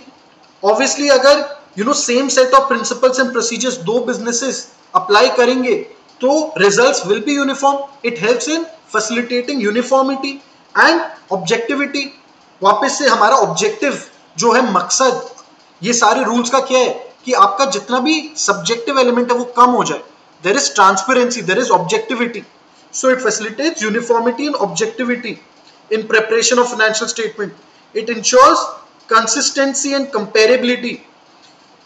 क्योंकि क्या है, अगेन आप जब कोई प्रोसीजर या प्रिंसिपल फॉलो करोगे तो आप उसको तो हर साल सेम फॉलो करोगे, है ना, ये तो चेंज नहीं होगा. सो इट हेल्प्स इन कंसिस्टेंसी. और कंसिस्टेंसी से क्या होता है? हम कंपैरिजन कर पाते हैं ईयर ऑन ईयर, 2 साल के बीच में रिजल्ट्स हम कंपेयर कर पाते हैं. ठीक है. It reduces the chances of fraud and miss interpretation. तो आप देख रहे हो कैसी ये सारी चीजें इंटरलिंक्ड है. आप सबसे पहले तो यूनिफॉर्म हो रहे हो, सारे रिजल्ट जो है 2-4 बिजनेसेस जो भी है उस इंडस्ट्री में उन सब में एक यूनिफॉर्मिटी अचीव कर पा रहे हो. फिर आप क्या कर रहे हो? आप कंसिस्टेंसी अचीव कर पा रहे हो. आप हर साल एक ही एक चीज फॉलो कर पा रहे हो, उससे क्या होगा, उससे फ्रॉड और मिस इंटरप्रिटेशन का चांस रिड्यूस होगा। It raises the standard of audit. और जब आप एक्यूरेसी अचीव करोगे तो जो ऑडिटर्स है, ऑडिटर्स कौन होते हैं, जो हमारे बुक्स को देख के बताते हैं कि हाँ हम अपने बुक्स को सही तरीके से बनाए हैं। वो हमारा बुक्स जो है इंस्पेक्ट करते हैं बिफोर। जो कंपनीज होते हैं, बड़े कंपनीज जो होते हैं, उनको ऑडिट करवाना पड़ता है।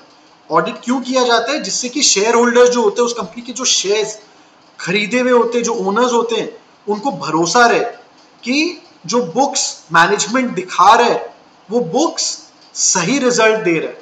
That is why audit is needed. अभी ऑडिटर्स तभी सही से ऑडिट कर पाएंगे जब आप बुक्स को सही तरीके से बनाए हो, following the correct set of principles, correct set of procedures. So it raises the standard of audit in reporting of financial statements, helps in presenting a more reliable picture. Obviously जब आप accurate results produce करोगे, उससे क्या होगा, एक share holders आपके results पे ज्यादा रिलाई कर पाएंगे। It produces a more reliable picture of the profit. Helpful in resolving potential financial conflicts between various external groups. क्योंकि यूनिफॉर्मिटी है, क्योंकि ऑब्जेक्टिविटी है, तो सब्जेक्टिव एलिमेंट आपका जैसे ही कम हो जा रहा है तो अलग अलग लोग अलग अलग चीज इंटरप्रेट नहीं करेंगे, आपका मिस इंटरप्रिटेशन कम हो जाएगा, तो कॉन्फ्लिक्ट्स भी कम रहेगा लोगों के बीच में।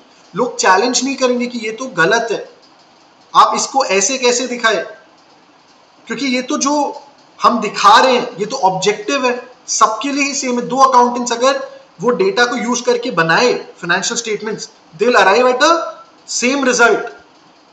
क्लियर है? ऑब्जेक्टिव्स, एडवांटेजेस समझ में आ रहा है अकाउंटिंग स्टैंडर्ड्स क्यों इंपॉर्टेंट है। नेक्स्ट देखते हैं अब इसकी लिमिटेशंस क्या है। They make financial statements more rigid and rule oriented. Obviously आप कोई सेट ऑफ प्रिंसिपल्स फॉलो करोगे तो वो तो रिजिड होंगे, तभी तो आप डिसिप्लिन जो है इंप्लीमेंट कर पाओगे। अगर आप छूट दे देते हो कि आपको जैसे बनाना है वैसे बनाओ, तो वो एक तरीके से लोगों के लिए इजी तो हो जाएगा कि मेरी जैसी मर्जी मैं तो वो करूंगा, बट उससे क्या है, प्रॉब्लम्स बहुत सारे। बट यहां पे हम क्या बोल रहे हैं कि बिकॉज हम अकाउंटिंग स्टैंडर्ड्स फॉलो करते तो हम अपना मनमानी नहीं कर पाते। It is a limitation for us. It discourages the use of judgement by accountants. Personal biasness वो यूज नहीं कर पा रहे, उसे रूल के हिसाब से ही चलना होगा। It restricts alternative solution. हो सकता है कि आज कई चीजों को दिखाने का दूसरा एक व्यू भी हो, बट अगर आपको अकाउंटिंग स्टैंडर्ड वो ऑप्शन नहीं दे रहा, you will have to go by the books.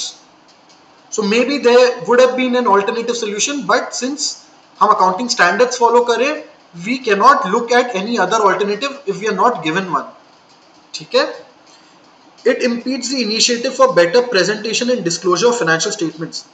अब इससे ये भी हो जा रहा है कि हम क्या, we cannot strive for improving the way we are going to present our financial statement. हम ये नहीं बोल सकते, आप अगर फाइनेंशियल स्टेटमेंट में लेट्स से एक तरीका है हर चीज को दिखाने का, एसेट्स को, लाइबिलिटीज को दिखाने का एक फॉर्मेट है, पर हमें क्या लग रहा है अगर हम उसको एक अलग तरीके से दिखाए तो मे बी वो अच्छा लगेगा दिखने में, उससे हम मतलब इजीली अंडरस्टैंड कर पाएंगे।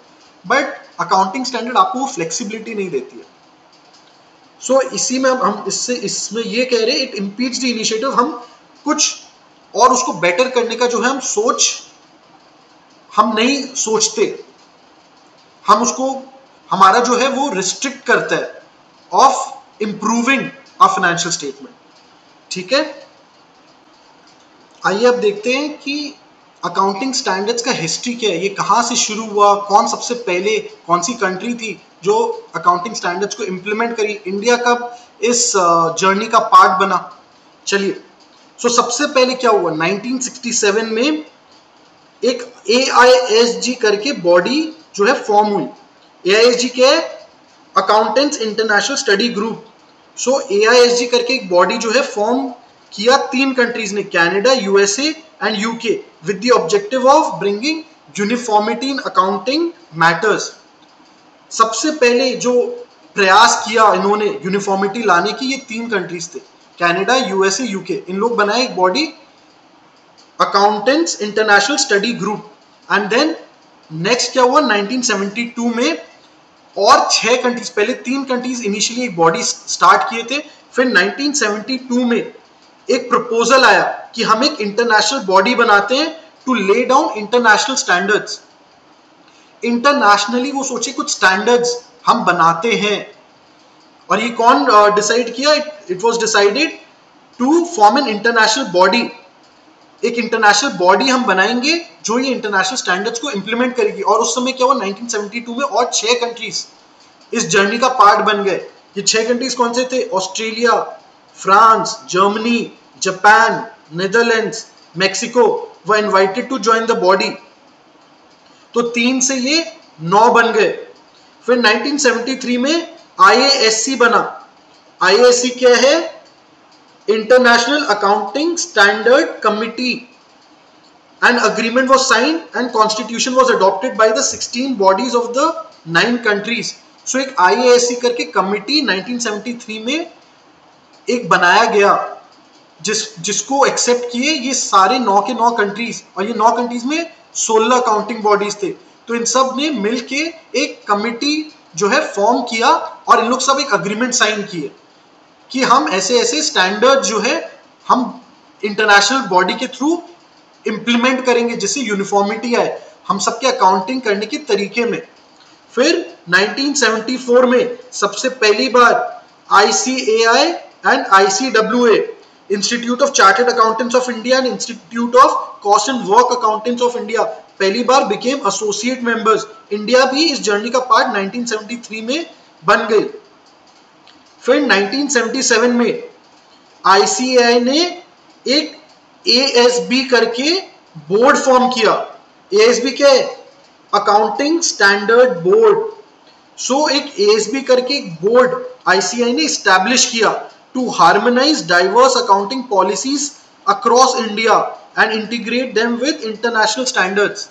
इंडिया ने भी एक जो है अटेम्प्ट किया 1977 में कि एक बोर्ड बैठाया जाए जो कि बताए कि हम कैसे यूनिफॉर्मिटी लाए। इंडिया में भी अलग अलग सिटीज में, अलग अलग स्टेट्स में अलग तरीके से अकाउंटिंग होते आ रहा था। तो इंडिया भी ये इंटरनेशनल लाइंस में ही कोशिश किया कि कैसे हम इसको यूनिफॉर्मिटी लाए हमारे इंडिया के अंदर, और कैसे इसको in line with international standards बनाए। फिर 2001 में IASB वाज एस्टैब्लिश्ड। ये क्या है? International accounting standard board was established. तो ये इंटरनेशनली भी एक अकाउंटिंग स्टैंडर्ड बोर्ड जो है 2001 में एस्टैब्लिश हुआ, विच सक्सीडेड IASC। जो पहले IASC था अब वो बोर्ड में कन्वर्ट हो गया, IASB बन गया।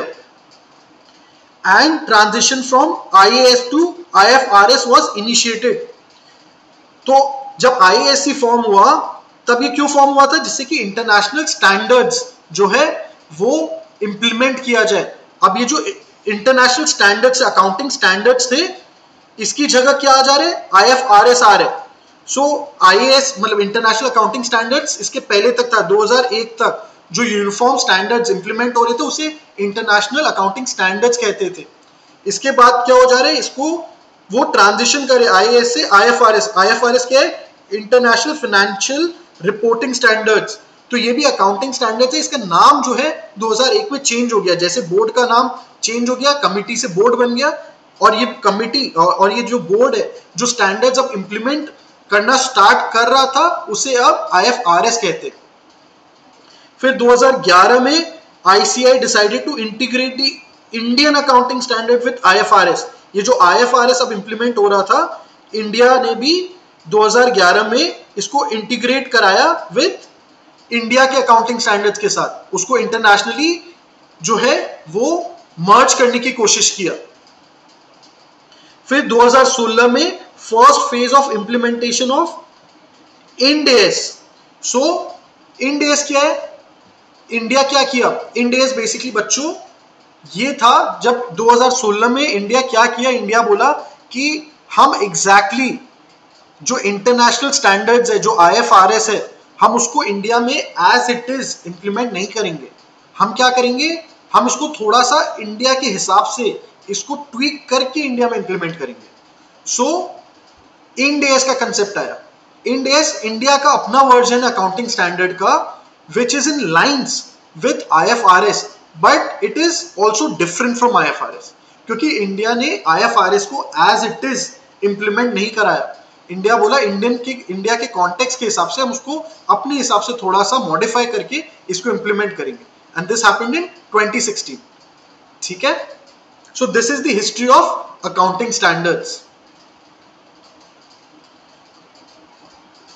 चलिए अब नेक्स्ट देखते हैं कि what are the functions of ASB। जो अकाउंटिंग स्टैंडर्ड बोर्ड इंडिया में बना था ना, ICAI ने एस्टैब्लिश किया था accounting standard board to implement accounting standards, उसका फंक्शन क्या है? So formulate object accounting standards by taking into consideration the international accounting standards.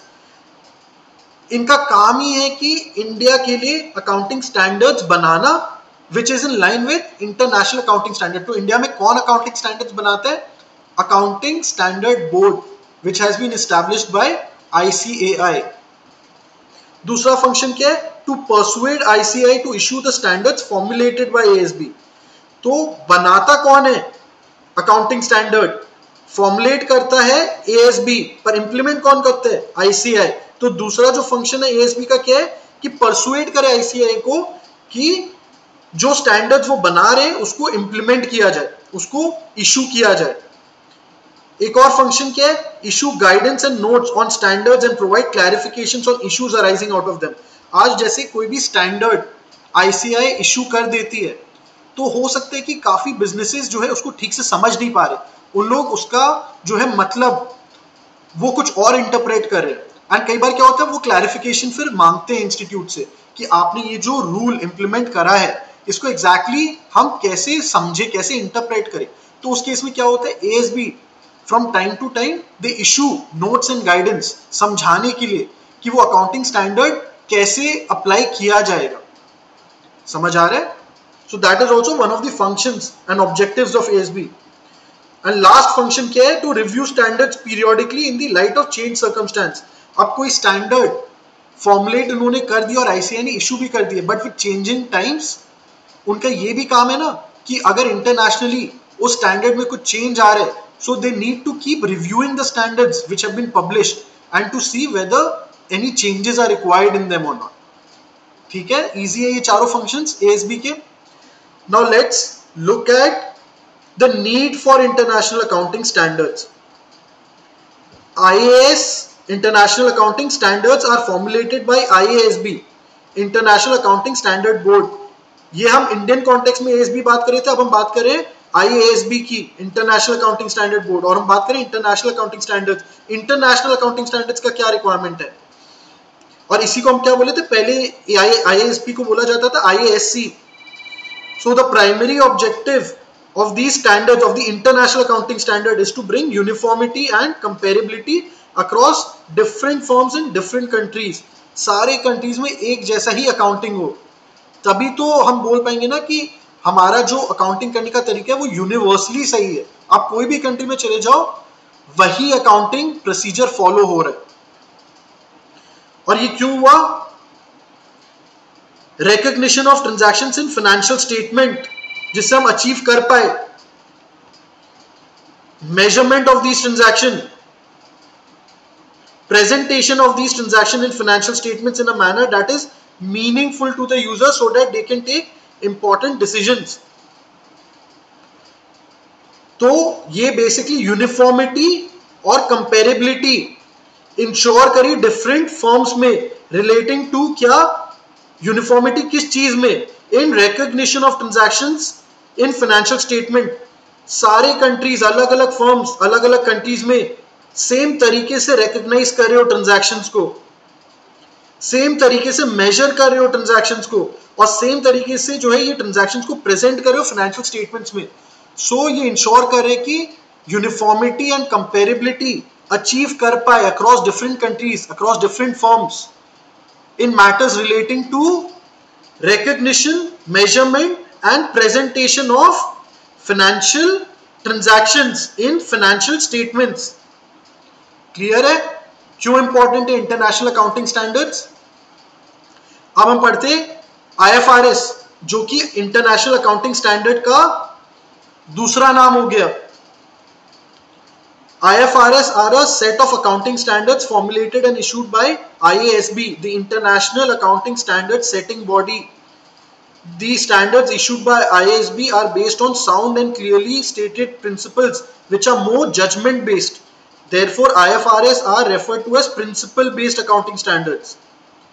This contrasts with IAS, पहले क्या था, International Accounting Standards, which are referred to as rule based accounting standards and contains significantly more application guidance. So पहले क्या था, पहले IAS था और वो क्या था, रूल बेस्ड था, वो थियोरेटिकल ज्यादा था। फिर क्या हुआ, IFRS आया। IFRS भी IASB ही इंप्लीमेंट कर रहे। पहले IASC था, IASC क्या कर रहा था, इंटरनेशनल अकाउंटिंग स्टैंडर्ड्स इशू कर रही थी। अब उसके बाद क्या हुआ, IFRS आया और IFRS जब आया उस समय IASC भी क्या हो गया, IASB बन गया। और IASB क्या बोला, अब हम जो अकाउंटिंग स्टैंडर्ड्स इशू करेंगे, जो इंप्लीमेंट करेंगे, वो क्या है, वो प्रैक्टिकल ज्यादा होगा, they will be more judgement based. और ये क्या होगा, प्रिंसिपल बेस्ड होगा। पर पहले क्या था, रूल बेस्ड होता था। पहले थोड़ा थियोरेटिकल ज्यादा था, अब थोड़ा प्रैक्टिकल बन गया IFRS। क्लियर है। अब देखा जाए तो इंडिया में हमारे पास 32 अकाउंटिंग स्टैंडर्ड्स थे। हालांकि अब और अकाउंटिंग स्टैंडर्ड जो है ICAI इशू नहीं करती, अब वो क्या इशू करती है, इंड AS। बट जब अकाउंटिंग स्टैंडर्ड्स इशू हो रहे थे, we have in total 32 accounting standards.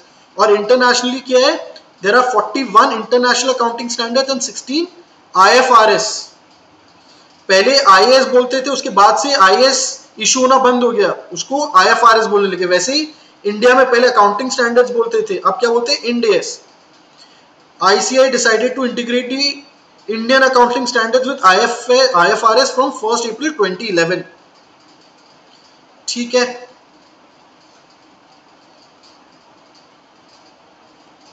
अब यहां पे हम क्या पढ़ेंगे, assumptions in IFRS। IFRS में क्या क्या assumption हम मान के चलते। तो पहला है accrual assumption। accrual ये आप कहीं पढ़े हुए, आपको लग रहा है हम कहीं पढ़े accrual, अभी अभी पढ़े थे हम जब अकाउंटिंग कंसेप्ट्स एंड कन्वेंशंस पढ़े थे, तब उसमें भी था accrual कंसेप्ट। यहां पे भी एक assumption IFRS में क्या है, accrual assumption। The transactions are recorded in the books of accounts on accrual basis, that is as and when they occur and not when the settlement of transactions take place। मतलब cash basis पे नहीं करेंगे हम, उसको accrual basis पे ही recognise करेंगे अपने transactions को। फिर गोइंग कंसर्न assumption, ये भी हम पढ़े अकाउंटिंग कंसेप्ट में। तो ये सेम assumption जो है IFRS में भी, इंटरनेशनली भी accrual assumption है, गोइंग कंसर्न assumption है। इन लोग इसको assumptions बोल रहे हैं और हम पढ़े इसको अकाउंटिंग कंसेप्ट में। It is assumed that life of the business is infinite. The entity will continue its operations for an indefinite period. फिर measuring unit, ये भी हम पढ़े अपने अकाउंटिंग कंसेप्ट में। Measuring unit for valuation of capital is the current purchasing power. It means assets should be reflected at current fair value. यहाँ पे क्या हो रहा है, इंटरनेशनली करंट या फेयर वैल्यू में हम जो है मेजर कर रहे हैं एसेट्स को, वेरएज हमारे में और इनमें क्या फर्क है, हम लोग बोले हिस्टोरिकल कॉस्ट कंसेप्ट हम फॉलो करते हैं इंडिया में। क्लियर है। IFRS में मेजरमेंट यूनिट कंसेप्ट जो है वो चेंज हो जा रहा है। एक हिस्टोरिकल कॉस्ट कंसेप्ट में हम फॉलो कर रहे थे, यहां पे हम बोले करंट वैल्यू या फेयर वैल्यू पे ही हम ट्रांजैक्शंस को रिकॉर्ड करेंगे। सो this is a difference. Next, constant purchasing power assumption. Constant purchasing power means value of capital to be adjusted to inflation in the economy at the end of the financial year. वापस से इन लोग क्या करें, इन लोग ये चीज recognise किए कि inflation is a very very important concept. तो ये बोले कि हम हर चीज को अपने परचेजिंग पावर के टर्म्स में दिखाएंगे, उसको एडजस्ट करेंगे as per inflation. So again this is something which we don't have in our Indian accounting system. ये दो तो सेम है, accrual assumption, going concern assumption। बाकी जो measuring unit assumption है और जो constant purchasing power assumption है, ये अलग हो जा रहा है। क्लियर है? तो बेसिकली क्या डिफरेंस हो रहा है अपने इंडियन कॉन्टेक्स्ट में और इंटरनेशनल कॉन्टेक्स्ट में? एक तो measuring money assumption, money measuring assumption.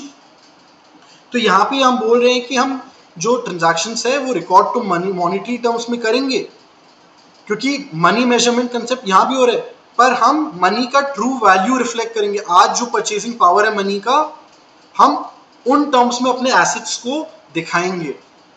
Similarly constant purchasing power यही चीज बोल रहा है कि वो इन्फ्लेशन के टर्म्स में सब चीज को हम एडजस्ट करेंगे, सारे प्राइसेस को एडजस्ट करेंगे इन टर्म्स ऑफ इन्फ्लेशन। ठीक है?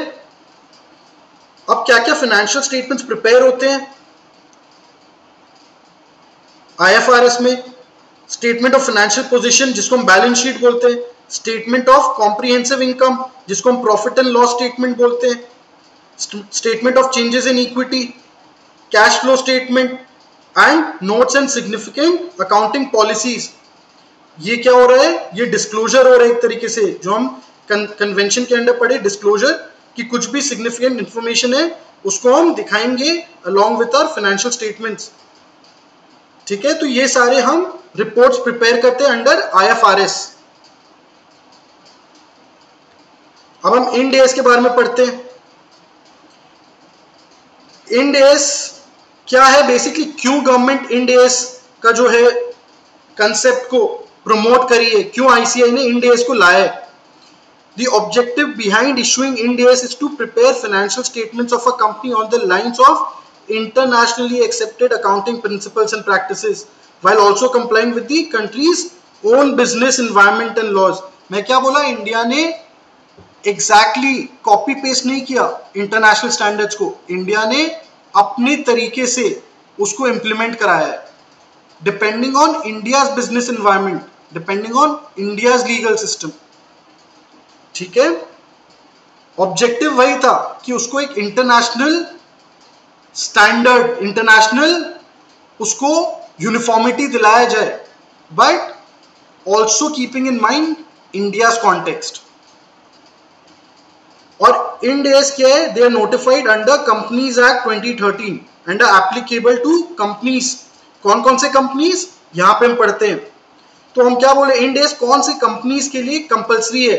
As per Companies Act 2013, ये है compulsory for all companies that are listed on stock exchange in India, having net worth of 250 crore or more, or their holding subsidiary, associate and joint ventures company. तो या तो वो company, it is a company which is listed on stock exchange in India, अगर या तो वो stock exchange पे listed है, it is a public company which is listed in the stock exchange, तो उनको इंड एस जो है इंप्लीमेंट करना ही होगा, या तो उनका नेट वर्थ 250 करोड़ और मोर है। हम बाद में जो है चल के पढ़ेंगे व्हाट इज नेट वर्थ। ठीक है? अभी आप इसको बस समझो कि अगर नेट वर्थ 250 करोड़ से ऊपर है तो उन सारी कंपनीज के लिए भी इंड एस कंपल्सरी है, या फिर they are holding subsidiary, associate and joint venture of either this company or this company. अगर let's say एक कंपनी है, उसका एक सब्सिडरी कंपनी भी है। अभी हम इतना डिटेल में नहीं जा रहे हैं कि what exactly is a holding company, what exactly is a subsidiary company, what is an associate, what is a joint venture, पर आप ये समझो ये भी एक तरीके के कंपनीज होते हैं। तो या तो आप स्टॉक एक्सचेंज पे लिस्टेड हो, या तो आपका नेटवर्थ 250 करोड़ के ऊपर है, या तो आप इन ऐसे कंपनीज के जो है आप या तो होल्डिंग है, या तो सब्सिडरी है, या तो एसोसिएट है, या तो जॉइंट वेंचर है, तब आपके लिए इंड एस कंपल्सरी हो जा रहा है। इसको कंपल्सरी कौन करवा रहा है? इसको कंपनीज एक्ट 2013 जो है मैंडेटरी बना रहे। Besides the above companies, other companies में वॉलंटरीली अडॉप्ट इंड एस, मतलब आप बाकी कंपनीज के लिए कंपल्सरी तो नहीं है, बट अगर आप चाहते हो कि आप इंप्लीमेंट करें इंड एस, क्योंकि बिकॉज ऑब्वियसली इंड एस ज्यादा यूनिफॉर्मिटी ला रहे, ज्यादा ऑब्जेक्टिविटी ला रहे, तो काफी कंपनीज के इस क्राइटेरिया में फॉल नहीं भी करते, बट वो फ्री है, if they want to implement it they are free to do so. वापस अब अगर हम देखिए इंड एस का क्या अजम्पशन है, तो इसमें एक गोइंग कंसर्न अजम्पशन है और एक अक्रूवल अजम्पशन है। हम इंटरनेशनली देखिए दो और जो है अजम्पशन था, एक मनी मेजरमेंट वाला भी एक जो अजम्पशन था, लेकिन उसमें थोड़ा सा चेंज हो जा रहा था कि मनी के आज के वैल्यू के टर्म्स में रिकॉर्ड होगा। दूसरा क्या था, परचेजिंग पावर वाला अजम्पशन था। और इन डेज में क्या गोइंग कंसर्न अजम्पशन है और अक्रूवल अजम्पशन है। चलिए अब इसमें देखते हैं इन डेज में कौन कौन से फाइनेंशियल स्टेटमेंट्स बनते हैं। इसमें बनता है स्टेटमेंट ऑफ फाइनेंशियल पोजीशन, ये बनता था हमारे इंटरनेशनल अकाउंटिंग स्टैंडर्ड के केस में भी। Statement of comprehensive income, statement of changes in equity, statement of cash flow notes and significant accounting policies. तो ये क्या है, एटलीस्ट रिपोर्ट्स क्या है, एग्जैक्टली सेम बना रहे हैं हम जो इंटरनेशनली रिक्वायर्ड है। इसमें कोई चेंज नहीं करी है आईसीएआई ने। लास्ट में अब हम क्या पढ़ेंगे, difference between Indian accounting standard which is end AS and accounting standard, या फिर difference between IFRS and accounting standard, क्योंकि हम यहां मान रहे हैं आईएफआरएस और इंड एस एक तरीके से सेम ही है। So what is the difference between जो पहले अकाउंटिंग स्टैंडर्ड हुआ करता था और बाद में जो इंडिया इंड एस इंट्रोड्यूस किया। The principal difference between Ind AS and accounting standard are as follows. Ind AS और IFRS are principle based, involves more judgement, while accounting standards are rule based, they are more theoretical। तो IFRS क्या करे, थोड़ा सा accountants को judgement use करने के लिए इंकरेज कर रहे कि डिपेंडिंग ऑन द ट्रांजैक्शन आप अपना जजमेंट यूज करो। They encouraging accountants to use more judgement. जबकि पहले क्या था, अकाउंटिंग स्टैंडर्ड्स में वो more rigid, they were rule based, वो क्या है, गो बाय द बुक्स को इंकरेज करता था। और एक क्या डिफरेंस है, Ind AS and IFRS involve fair value concept, while accounting standards are based on historical cost concept। तो क्या है, Ind AS भी एक तरीके से fair value concept को प्रमोट कर रहे हैं, while accounting standards are based on historical cost। अब क्या है कि accounting bodies रियलाइज कर रहे हैं कि ये जो historical cost पे हम कर रहे थे ना मेजर, ये पूरा एक्यूरेट नहीं था। Why? Because inflation is a very very important concept, आप इसको पूरी तरीके से निग्लेक्ट नहीं कर सकते हो। इसलिए अब क्या हो रहा है, धीरे धीरे we moving towards fair value concept की आज की तारीख में इसका असली वैल्यू क्या है इस एसेट का। So that is what we are saying, Ind AS and IFRS involves fair value concept while accounting standards are based on historical cost concept. Clear है? चलिए आज का क्लास हम यहीं पे एंड करते हैं। आई होप आपको अच्छी तरीके से समझ में आया अकाउंटिंग कंसेप्ट क्या है, अकाउंटिंग कन्वेंशंस क्या है, और हम क्या पढ़े, अकाउंटिंग स्टैंडर्ड्स, उसका हिस्ट्री भी पढ़े हम, accounting standards, international accounting standards, IFRS, end S. आज हम बहुत सारी चीज कवर किए और हम ये भी बात की कि ये कितना जरूरी है। आप अकाउंटिंग कर ही नहीं सकते हो अगर आपके पास रूल्स, गाइडलाइंस, प्रिंसिपल्स, प्रोसीजर्स अगर नहीं डिफाइन किया हो तो सब अपनी तरीके से ही अकाउंटिंग करेगा। इसीलिए we realise that this is very important for us. ठीक है।